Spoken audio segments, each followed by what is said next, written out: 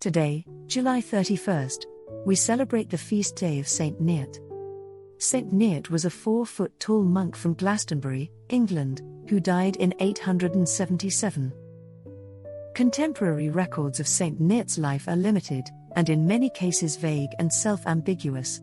There are some surviving documents that claim to describe his life, but writers in the last few centuries have arrived at different conclusions from them.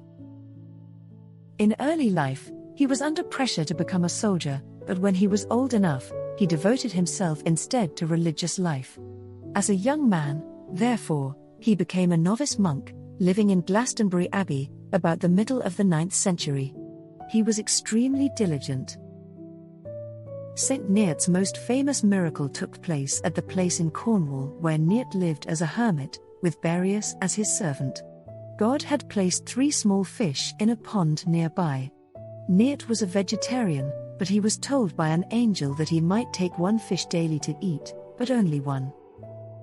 He did so every day, and in the following mornings, Neot found that there were still 3 fish. The fish that had been taken was restored. Later Saint Neot fell very ill.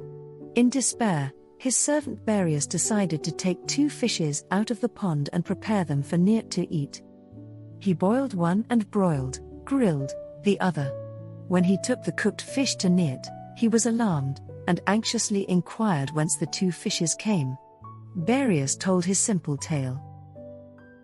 "What hast thou done?" said the hermit. "Lo, the favor of God deserts us. Go instantly and restore these fishes to their element." He did so, and as soon as the fish reached the water they revived and began to swim about. Meanwhile, Saint Neot prostrated himself in earnest prayer.